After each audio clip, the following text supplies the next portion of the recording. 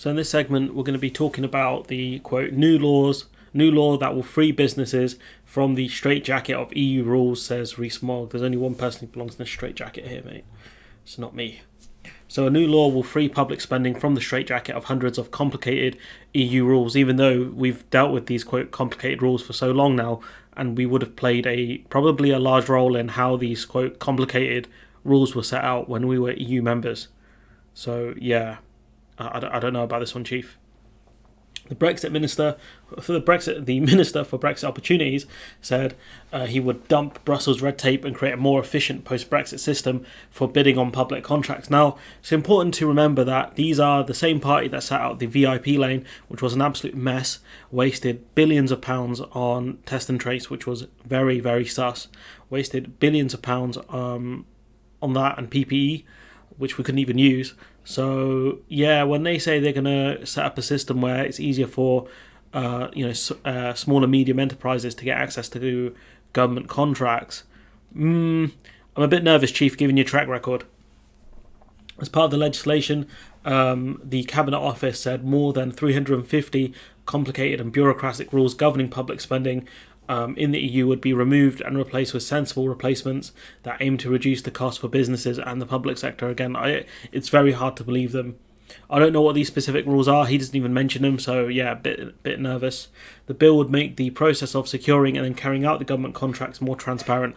And given the fact that we had to take them to court, the Good Law Project took them to court over the VIP lane, does anyone believe they're going to be more transparent? This will provide more opportunities for SMEs to become public service suppliers, according to the Whitehall Department, even though small and medium enterprises do supply the public with goods and services. It's just ridiculous. It would also lower the threshold for barring underperforming suppliers, making it simpler to prevent companies from applying, making it simpler to prevent such companies applying from further contracts. So again, that's not necessarily a bad thing.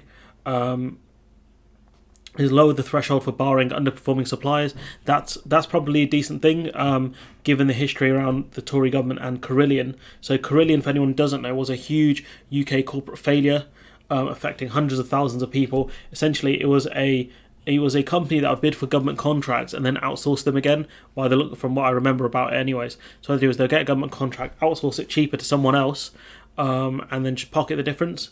It collapsed early January in 2018 after a £1.5 billion debt, after the government refused to bail out the company. Many of its contracts have been taken up by other providers, saving thousands of jobs. The government also sued accountancy firm KPMG, who didn't actually he didn't look at the books properly about the debt that Carillion had. So having a system that stops underperforming suppliers is important. But again, that's adding more red tape then, isn't it? Kind of.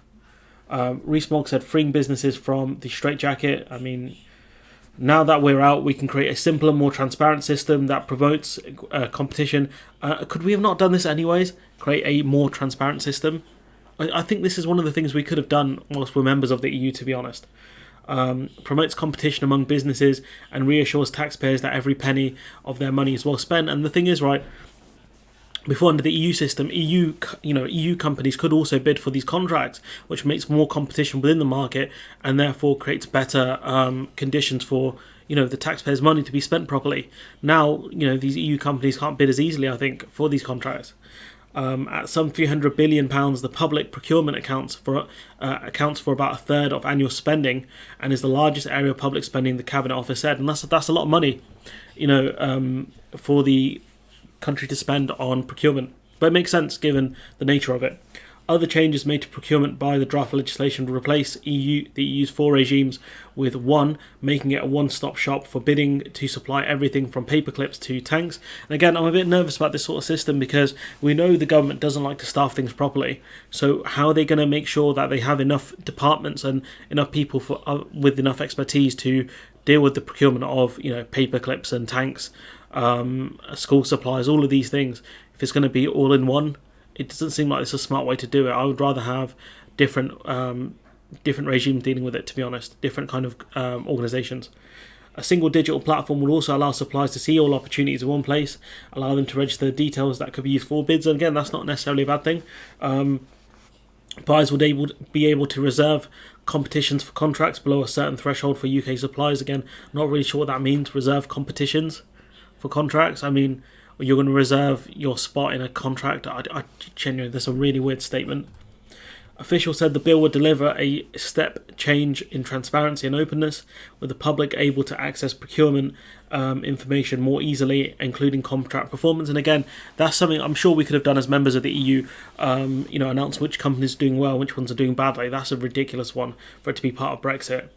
A small team in the Cabinet Office would monitor procurement performance under the new regime. So you're talking about £300 billion, right, of public money, and you're going to have a small Cabinet Office monitoring if the money is being well spent, especially given how much the civil servants struggled. Fair enough, it was an emergency situation, but civil servants struggled a lot trying to get PPE amongst other things. So if there is any other emergency, do you trust these people in the Cabinet Office to be able to deal with things properly?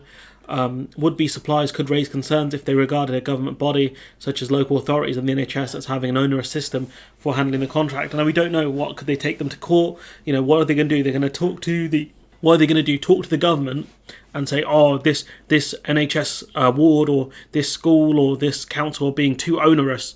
We need to do something. What do you expect them to do? We've seen situations where certain companies sue NHS wards over them not winning contracts, etc., costing the NHS a lot in legal fees. So it's just ridiculous. This last paragraph is ridiculous. Not everything here is that bad, honestly, but it's the way it's going to be implemented that concerns me. The fact that they're going to make it easier for companies to bid on contracts, not necessarily a bad thing. We need to avoid disasters like Carillion. But given the fact that, do we actually think it's going to be transparent? Really? And also, our minister's going to be honest with us when things go wrong, when procurement goes wrong. I don't think they will be, because they never are honest with us when privatisation goes wrong, are they? When companies take out massive dividends and then bounce and don't do the services they were paid to do. Looking at you, Carillion. But, they collapsed. A huge company collapsed. And they were receiving a lot of government contracts. I'm not necessarily blaming the government that much over this stuff, purely because it appears like they weren't told the truth by an accountancy firm. So again, you can't blame the government completely for this, but the simple fact is, should a lot of these contracts be even given to private hands? I don't know. I feel like this is going to create a system where more privatisation will happen. I don't think it's necessarily a bad thing, but given the government's history on this stuff, I don't trust them.